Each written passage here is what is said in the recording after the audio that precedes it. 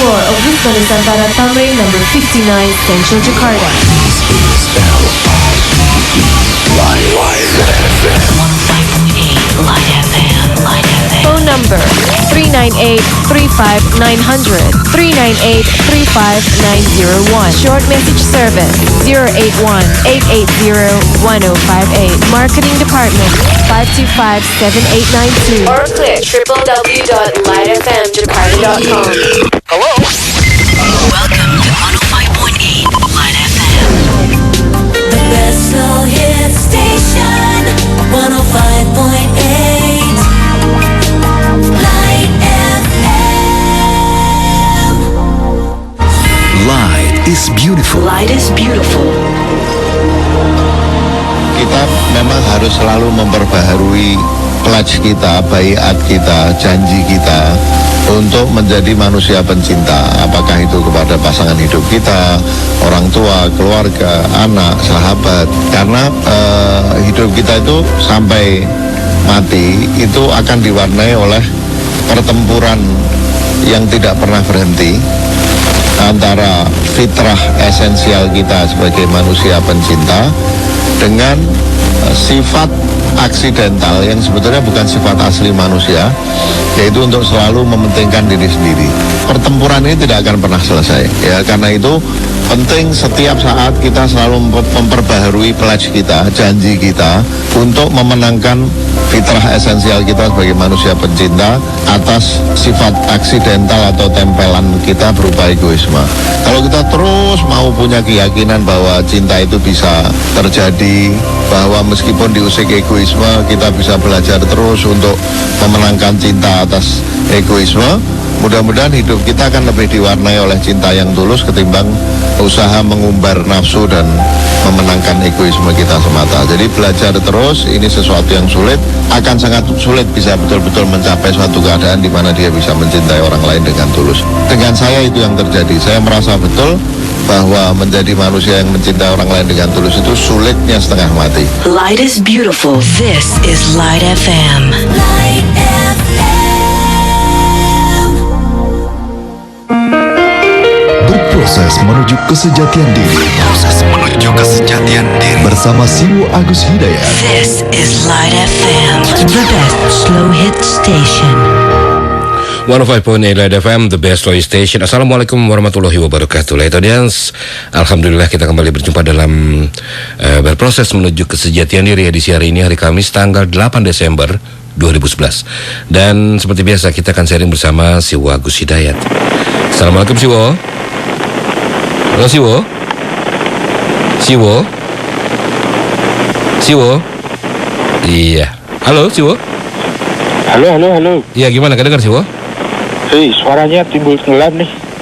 Kenapa Siwo ya? Nggak tahu. Sekarang bagus. Oh, jauh sekali. Jauh sekali. Oke, nanti saya coba hubungi lagi Siwo ya. Ya baik, tadi sepertinya ada sedikit gangguan dengan komunikasi kita lewat telepon dengan Siwo Agus Hidayat. Saya akan coba hubungi lagi dan saya akan coba pakai nomor telepon yang lain ya. Mudah-mudahan kita bisa berproses menuju kesejahteraan diri hari ini sampai tuntas.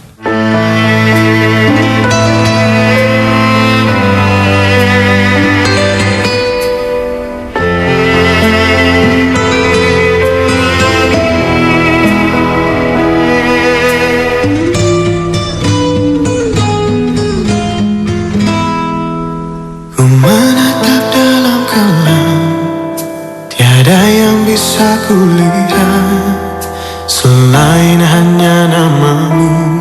Ya baik, saya tadi kita akan coba lagi. Siwo, halo Siwo. Ampuni semua salahku, lindungi aku dari segala fitnah. Kau tempatku meminta, kau beriku bahagia, jadikan aku selamanya hamba-Mu yang selalu bertakwa. Baik, Siwo. Yuk. Bagus sekarang ya. Halo Siwo. Halo. Bagus ya. Ya lumayan. Oke. Ya, silakan. Tadi seperti biasa Anda bisa menghubungi saya di 021398359905. Assalamualaikum. Halo, assalamualaikum. Waalaikumsalam, dengan siapa ini? Dengan Doni di Tangerang. Doni, silakan Mas Doni. Halo, assalamualaikum, Ciwo. Waalaikumsalam warahmatullahi. Iya. Ini berbicara mengenai ilmu dan takdir Allah. Yang ingin saya tanyakan, mungkinkah ilmu dan takdir Allah itu mengalami perubahan? Itu yang pertama. Yang kedua, mohon di Ciwo jelaskan perbedaan mengenai menjelaskan ayat dan menafsirkan ayat, baik dari segi metode ataupun seseorang yang melakukannya. Sebentar Mas Doni, Siwo bisa ditangkap ya? Oke, baik, terima kasih Mas Doni. Assalamualaikum. Assalamualaikum. Waalaikumsalam warahmatullahi wabarakatuh. Monggo Siwo, silakan. Ya, silakan Siwo. Ya. Kepada teman-teman semuanya, kepada seluruh staf dan keluarga besar Light FM, Assalamualaikum warahmatullahi wabarakatuh. Waalaikumsalam warahmatullahi wabarakatuh. Bismillahirrahmanirrahim. Walhamdulillahirabbil alamin. Wassallallahu ala rasulil karim wa alihi tahirin. Wala hawla wala quwata illa billahil aliyyil azim. Kita ketemu lagi dan kita sharing kembali. Sebagaimana biasa, mohon dudukan saya sekedar sebagai teman sharing Anda, bukan sebagai narasumber, apalagi rujukan. Apa yang akan saya sharingkan masih sangat dibatasi oleh subjektivitas saya, dibatasi oleh kerelatifan saya. Banyak hal yang membatasi sehingga tidak ada jaminan pasti benarnya. Maka tidak layak kalau dijadikan rujukan ataupun narasumber. Yang akan saya sharingkan juga sama sekali tidak ada kaitannya dengan atas nama siapapun dan atas nama apapun. Saya hanya bisa dan berani mengatasnamakan pemahaman saya sendiri. Itu pun masih sangat bisa saya revisi kembali, atau kalau ada teman-teman yang ingin membantu merevisinya. Jadi semua yang disaringkan di sini masih dalam wilayah yang relatif. Meskipun tentu saya meyakini dan memahami yang paling benar bagi saya. Untuk itu maka mohon jangan tergesa diterima, dan mohon juga jangan tergesa ditolak.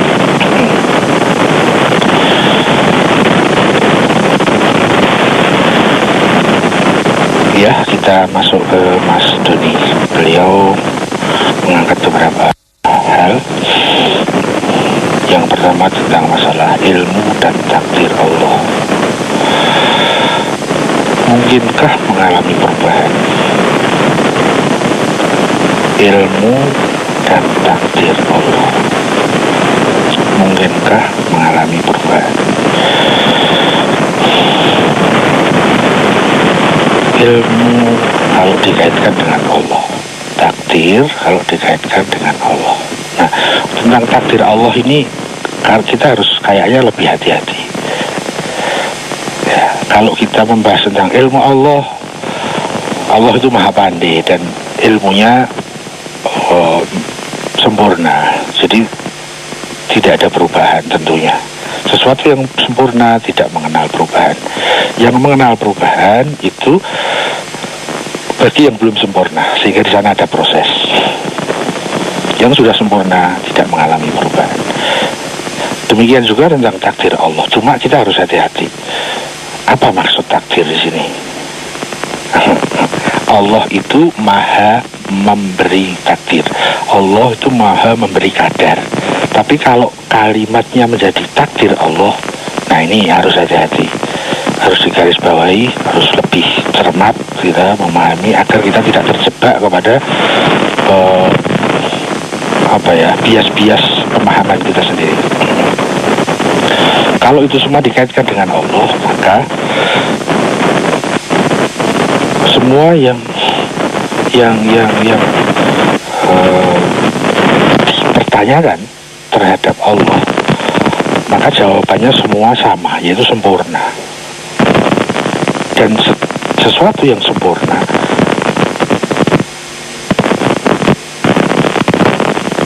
maka tidak ada perubahan.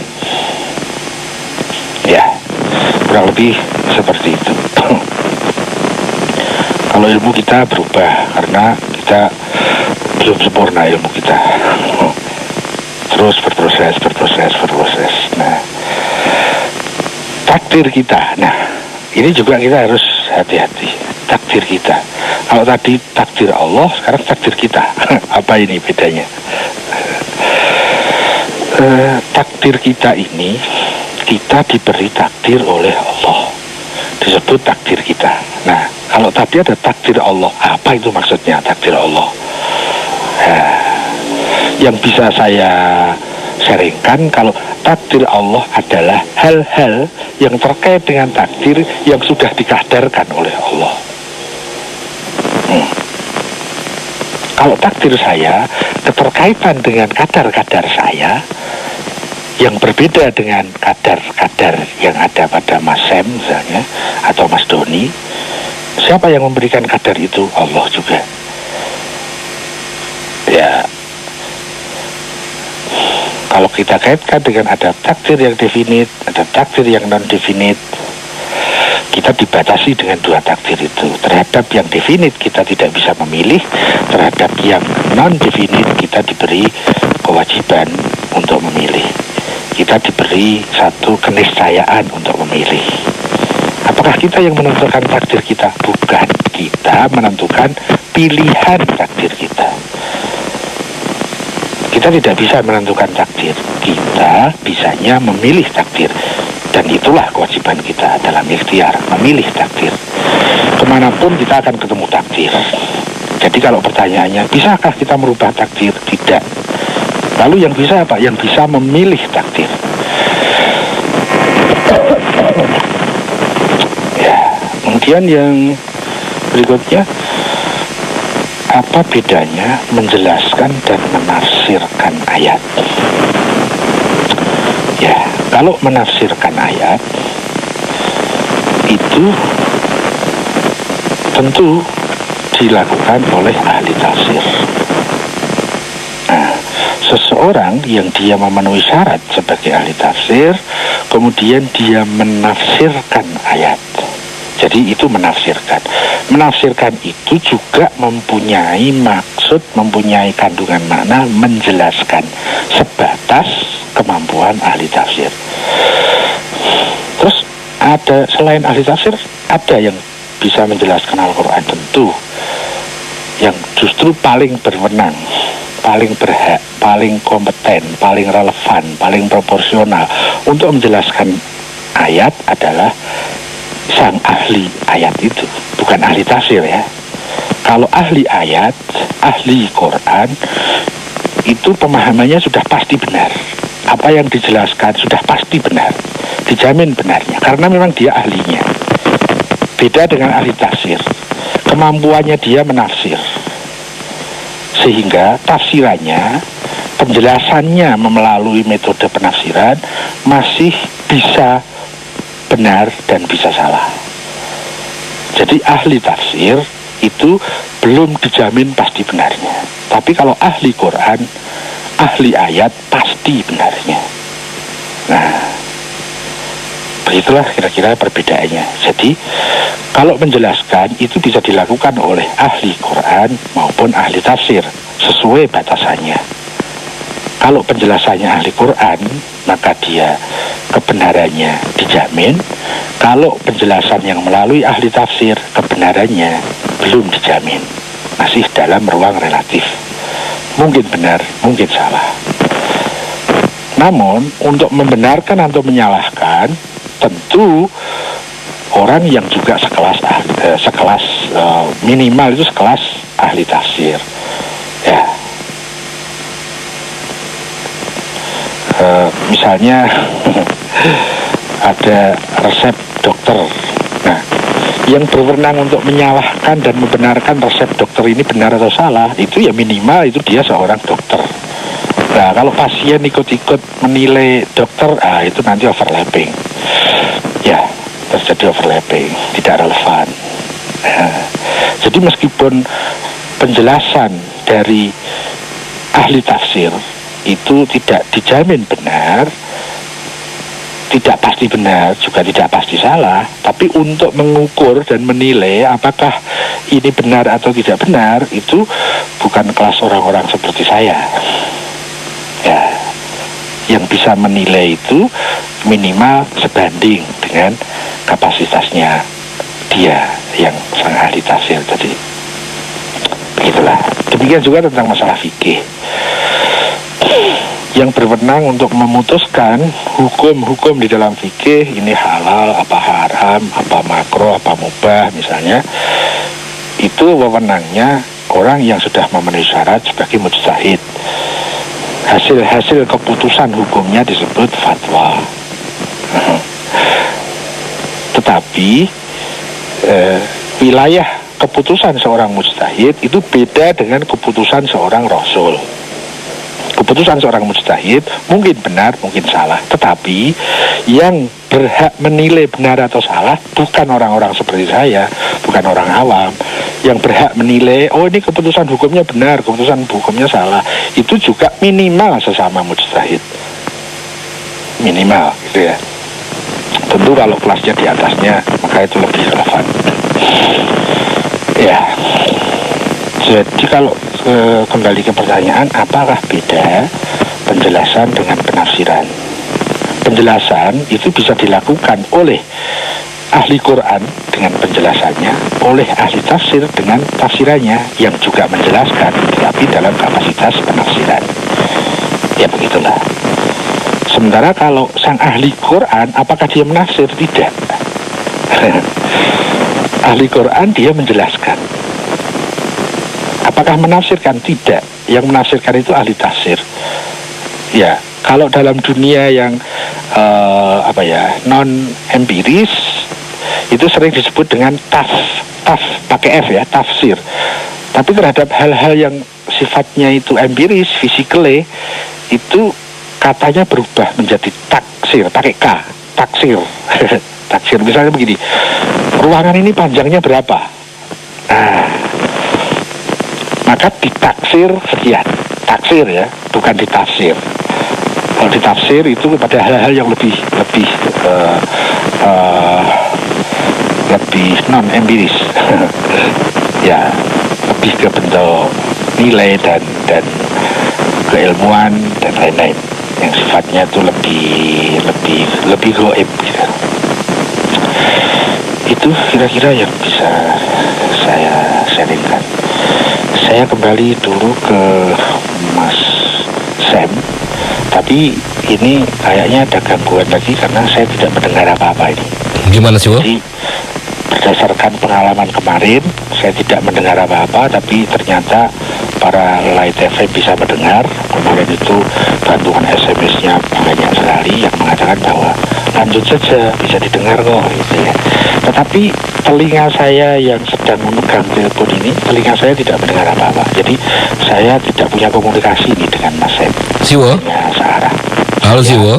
Ke sana, nggak ada yang masuk ke saya. Ayo bos, bos. Siwo? Bisa terdengar Siwo? Halo? Ya Siwo? Halo Siwo? Ini kalau saya tidak tutup telepon saya, ya sampai nanti ya saya nggak dengar apa-apa, terus gimana ya? Oke, baik Siwo, nanti saya hubungi lagi Siwo ya. Dan Light Audience katanya ada sedikit gangguan kembali dengan Siwo Agus Hidayat. Tadi saya coba hubungi Siwo untuk kembali berinteraksi atau dalam acara berproses menuju kesejahteraan diri. Sebelum kita lanjut, kita dengar dulu yang berikut ini. You're entering the slow zone. You are entering the slow zone. Light FM. Listen live anytime, anywhere.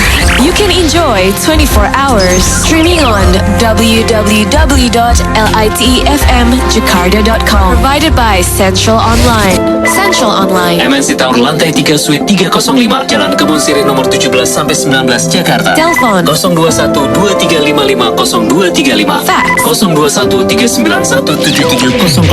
Central Online, the most reliable internet. 105.8 Light FM and Sony Music proudly present Triple CD Best Slow Hits.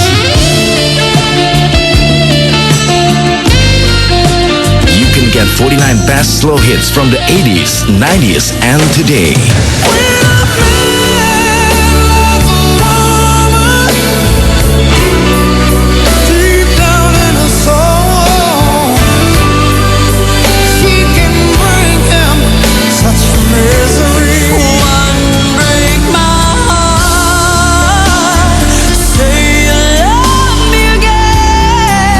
In one package. Maybe my love will come back someday. Only heaven knows. Triple CD Best Slow Hits. I bruise easily, can scratch the surface without Triple CD Best Slow Hits brought to you by Sony Music and 105.8 Light FM, the best slow hit station. I bruise easily. Available now in stores. 105.8 FM, the best slow station. Baik, kita coba lagi menghubungi Siwo. Dan iya, produser saya Jack Plum sudah menghubungi Siwo Agus Dayat. Assalamualaikum Siwo. Halo Siwo. Baik, ya Jack, nanti harus dihubungin lagi ya Jack ya. Ini agak ada masih terputus dengan Siwo Agus Dayat. You're entering the slow zone. You are entering the slow zone. Light FM. Listen live anytime, anywhere.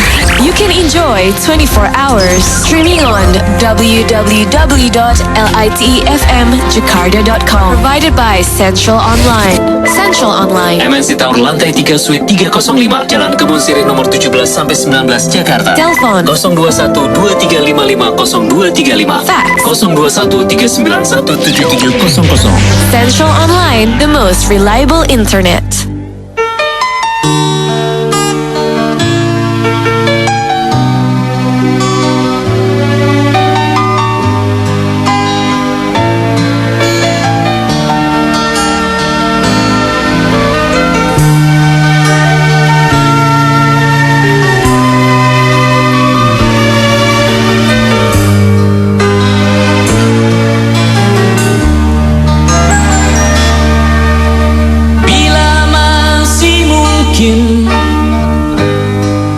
Kita menorehkan bakti atas nama jiwa dan hati tulus ikhlas. Mumpung masih ada kesempatan buat kita mengumpulkan bekal perjalanan abadi. Ya, lalu dan kita lanjutkan kembali dan saya akan coba kembali ya untuk menghubungi Siwo. Assalamualaikum Siwo. Halo Siwo. Ya, halo Siwo. Hilang lagi suaranya. Hilang lagi gimana Siwo? Masih bisa terdengar nggak sekarang? Siwo? Kita pasti ingat tragedi yang memilukan. Kenapa harus mereka yang terpilih menghadap? Tentu ada hikmah yang harus kita petik. Atas nama jiwa, mari heningkan cipta.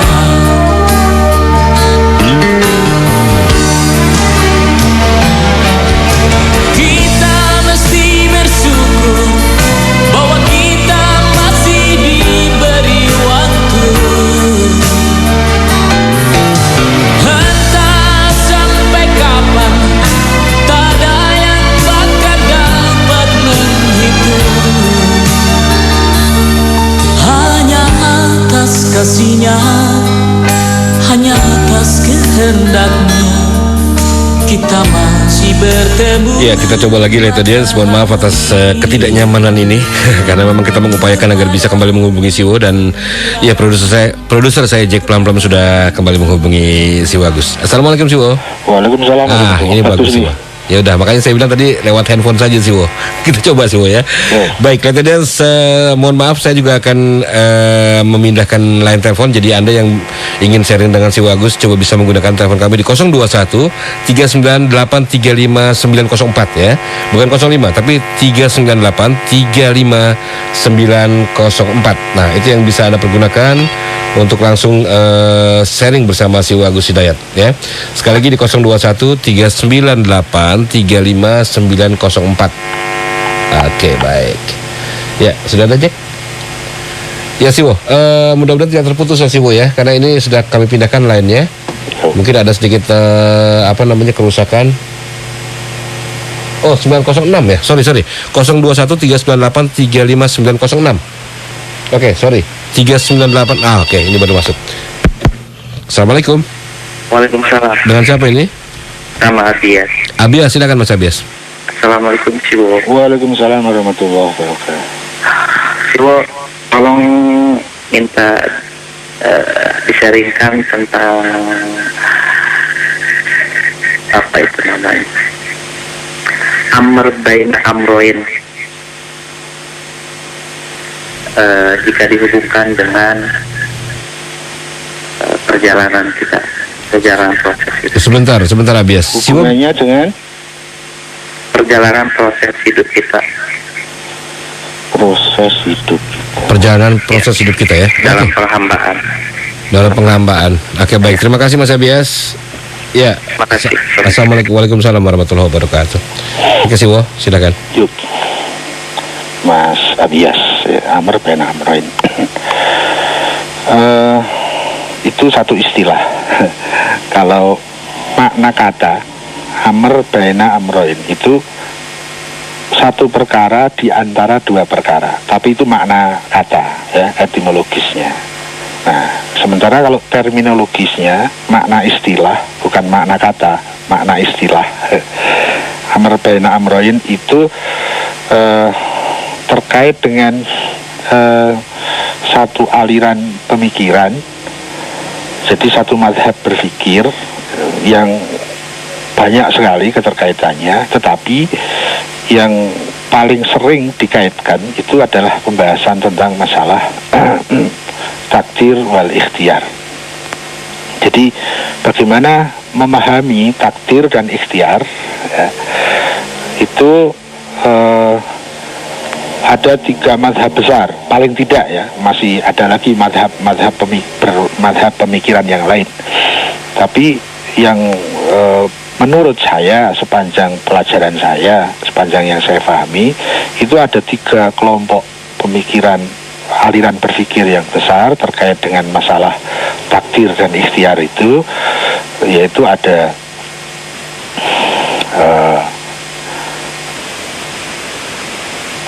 Jabariyah, ya, kemudian ada Mu'tazilah, kemudian ada Amr baina amroin.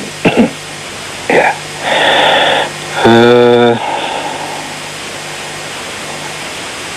Saya potong sedikit begini. Ada info untuk Mas Sam ini. Info untuk Mas Sam ini kredit lagi ini. Gimana sih, Bo? Telinga saya sama sekali tidak mendengar apa-apa. Nggak bisa didengar lagi sih, Bo ya? Normal kan ada suaranya ses gitu ya. Tapi ini tidak ada. Tapi akan saya teruskan. Sebentar sih, Bo. Bisa terdengar sih, Bo? Topik ini cukup, dan kalau nanti belum kembali lagi kreditnya, belum normal, maka nanti mungkin saya akan tutup lagi teleponnya. Jadi informasi untuk Mas Sam, mungkin Cici diutek-utek apanya gitu ya. Coba deh, Mas Jetplam juga mungkin. Saya lanjut. Saya menemukan pemahaman ini itu setelah saya memahami ada dua mazhab berpikir tentang kaitannya dengan ini, yaitu ada mazhab berpikir Jabariyah dan ada Mu'tazilah. Setelah saya mempelajari dua mazhab berpikir keterkaitannya dengan topik takdir dan ikhtiar, nah baru kemudian saya pada proses berikutnya itu mendapatkan pelajaran, pembahasan dan pemahaman tentang Amr bin Amroin. Namun setelah saya urutkan, kalau ditinjau dari sisi historicalnya, sejarahnya, itu justru Amr bin Amroin itu posisi keberadaannya itu lebih tua, lebih dulu. Jadi mazhab ini lebih dulu ada, amar baina amroin ini lebih dulu ada, baru kemudian muncul mazhab berpikir yang lain, ada Jabariyah, kemudian disusul dengan Mu'tazilah. Jadi urutan keberadaannya itu kalau saya lihat dari tinjauan sejarahnya, itu amar baina amroin itu sudah ada lebih dulu, kemudian ada Jabariyah, kemudian disusul ada Mu'tazilah. Itu keberadaannya. Tetapi pemahaman saya memahami, mendapatkan ilmu tentang ini itu justru Jabariyah dan Mu'tazilah saya sudah pelajari lebih dulu, belum tahu kalau ada amar baina amroin gitu. Nah, kemudian baru di proses berikutnya saya mendapati pembahasan tentang amar baina amroin ini. Nah, dari sketsa dan rangkuman apa yang saya pahami secara global dari 3 aliran berpikir ini, itu di Jabariyah misalnya itu banyak yang dikomplain sama Mu'tazilah. Ya, Mu'tazilah keberadaannya setelah Jabariyah memang. Nah, sementara di Jabariyah sendiri juga sementara di Mu'tazilah sendiri juga di sana ada polemik tertentunya. Nah, pada saat saya mempelajari amar baina amroin itu, saya mendapatkan satu peta yang lebih komplit, lebih universal, lebih holistik, lebih mencakup gitu, dibandingkan 2 mazhab berpikir tentang masalah takdir tadi. Tentu itu hanya perspektif saya ya. Saya bisa mungkin benar, mungkin salah juga. Tetapi kemudian sesuai dengan kemampuan dan kapasitas saya kemudian lebih dipengaruhi atau saya lebih mengambil kepada yang amar baina amroin itu, karena saya rasa saya pahami ini lebih mencakup, lebih luas dan saya lebih klik lah. Lebih klik dengan itu.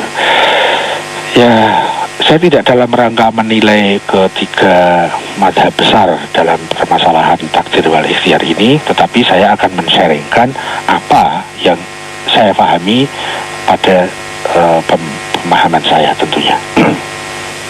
Nah, amar baina amroin di sana yang saya tangkap antara lain menjelaskan kepada saya bahwa ada perkara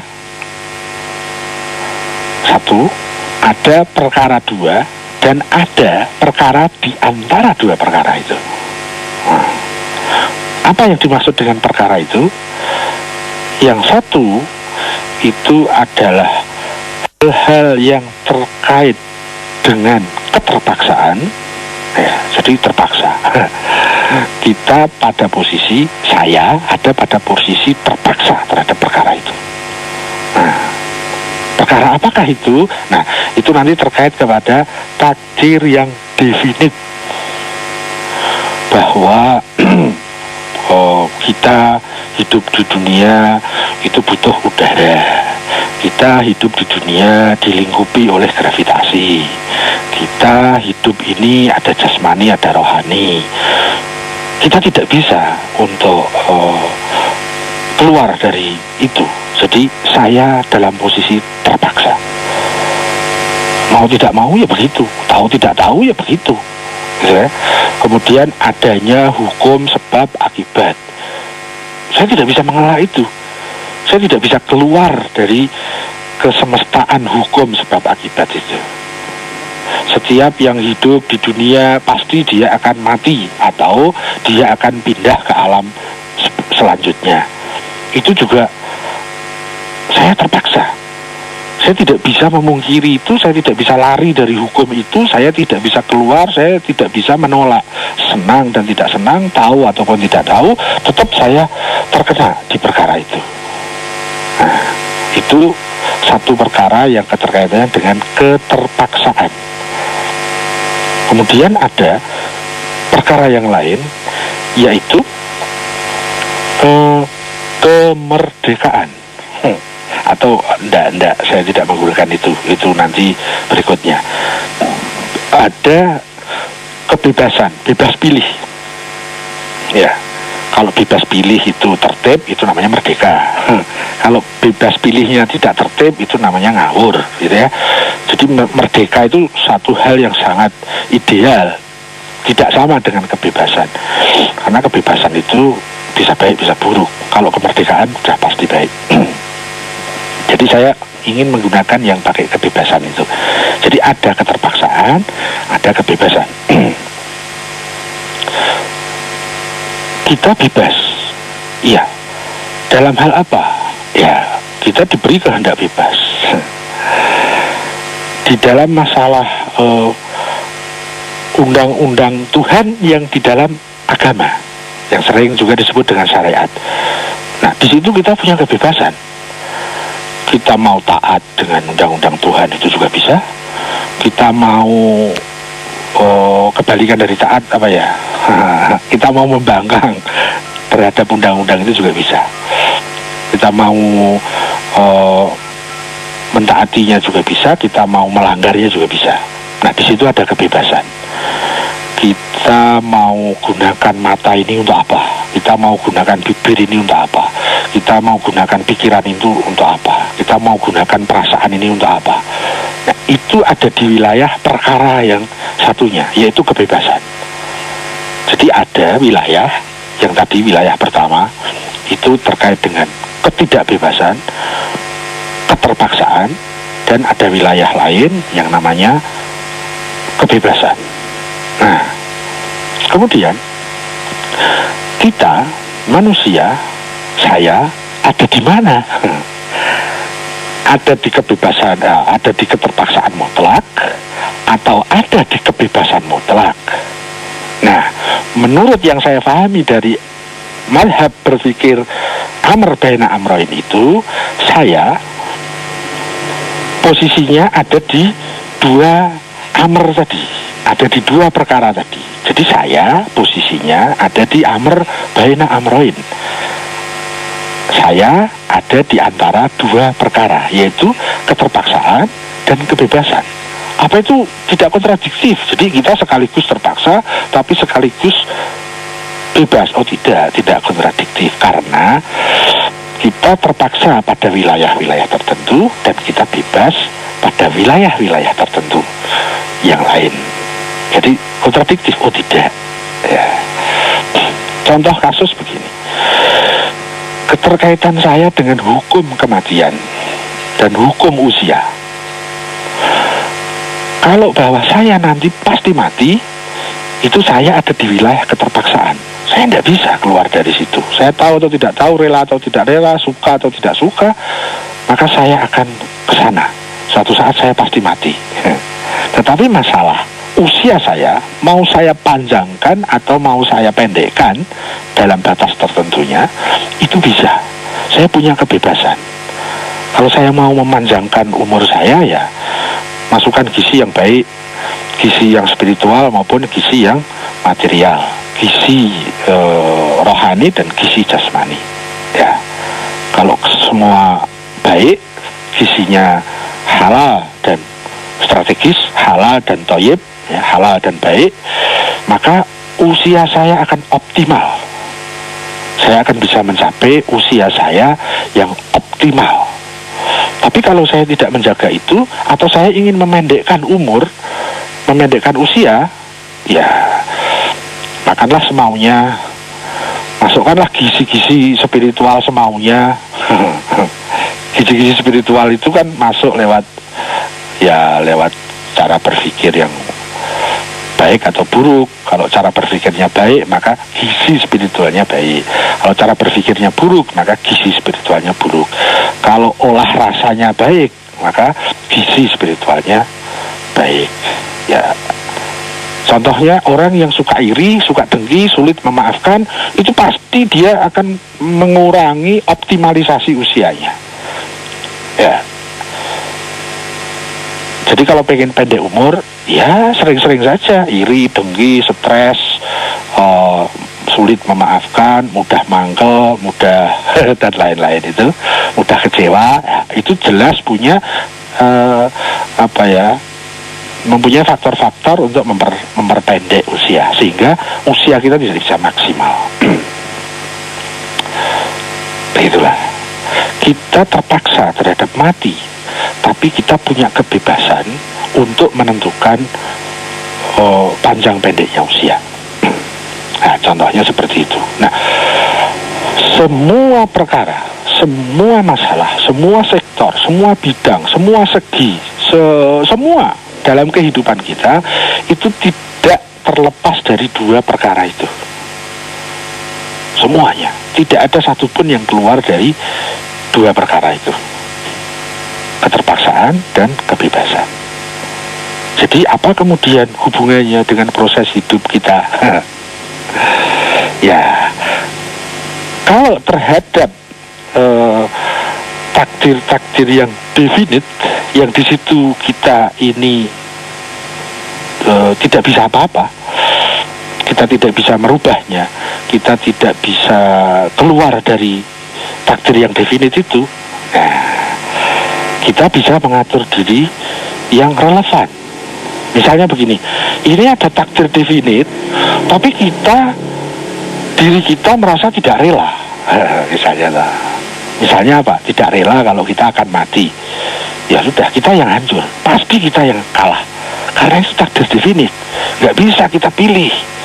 Saya ingin hidup terus, nggak bisa.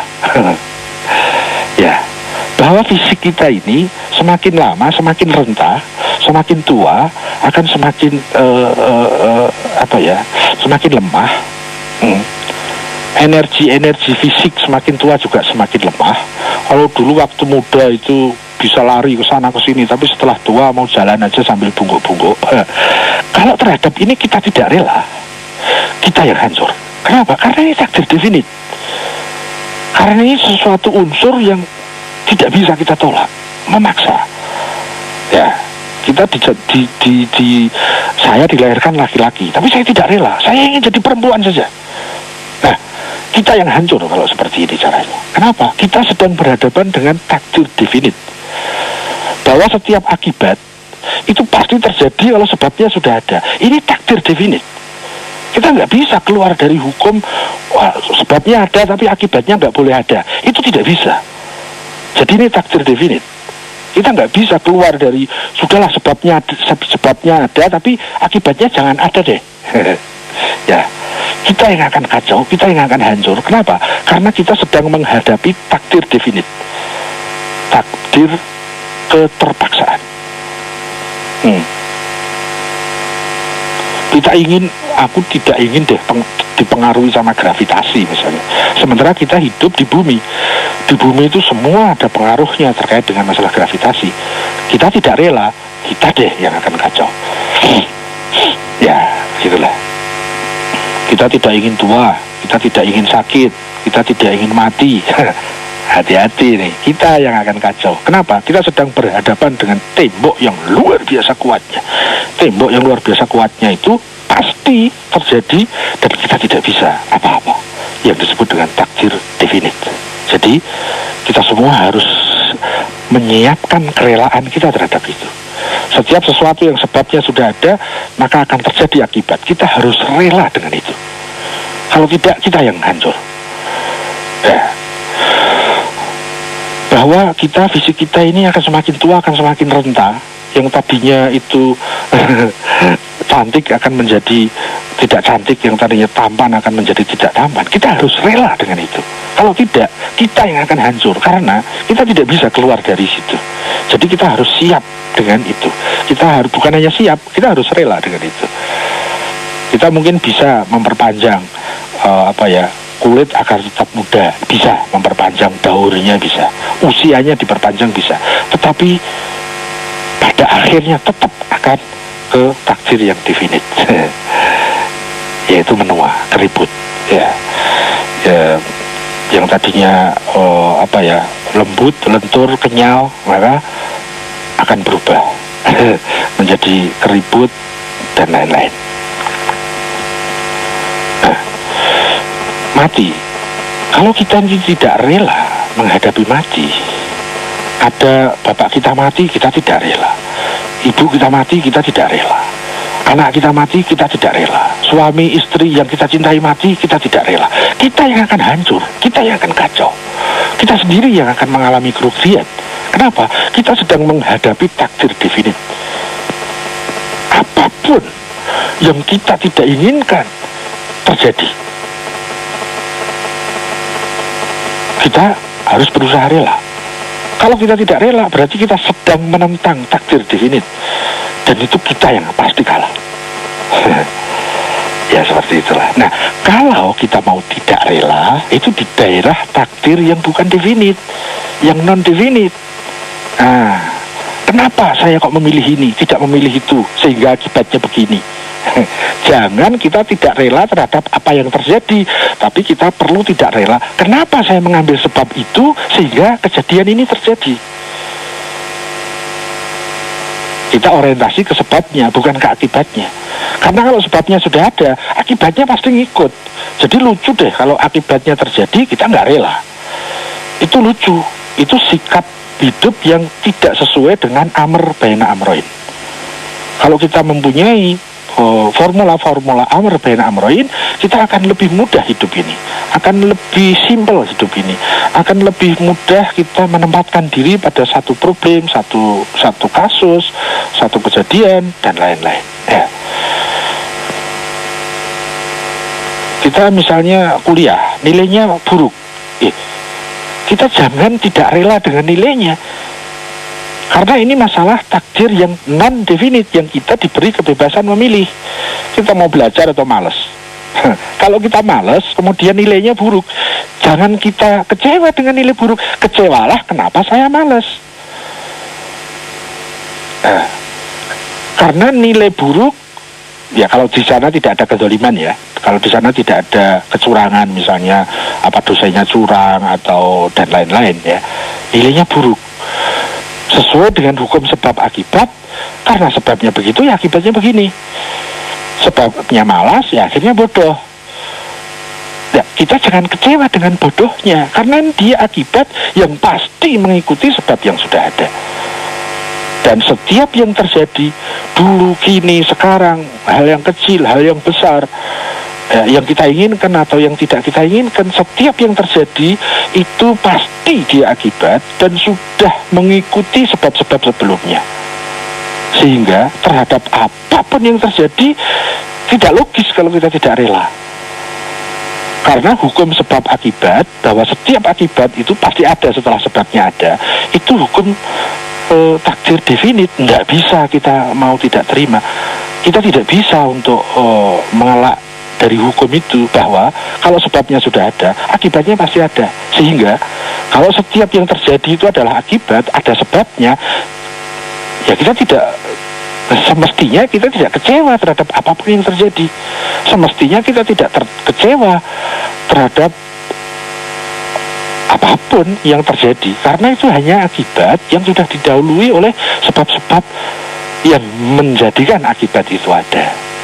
Nah, dalam dunia takdir yang non-definite, yang di sana kita diberi kebebasan untuk memilih, nah, kita bisa mengembangkan rasa kecewa, tapi pada orientasi prosesnya, bukan pada orientasi hasilnya.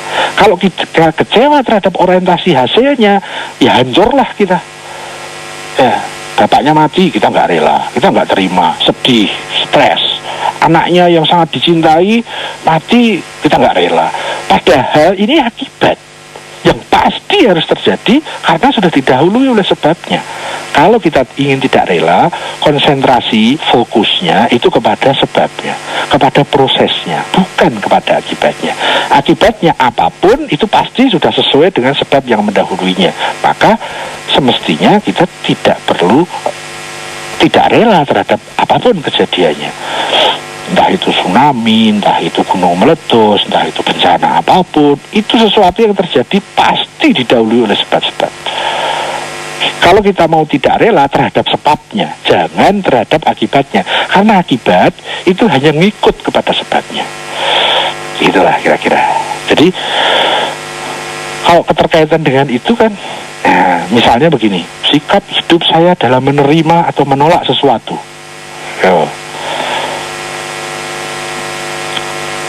Itu pada wilayah takdir yang non-definite. Kita boleh memilih, saya menerima informasi ini atau tidak, saya menolak informasi ini atau tidak.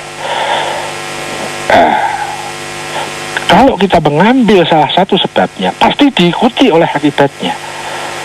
Kalau saya salah dalam menolak atau saya salah dalam menerima, akibat logisnya pasti ngikut. Nah, karena kita itu selalu dilingkupi oleh masyarakat, bahkan oleh pendidikan formal, bahkan oleh pendidikan agama yang seperti agama ya, kita selalu diajari orientasi hasil. Pada saat hasilnya tidak sesuai yang kita inginkan, kita kecewa.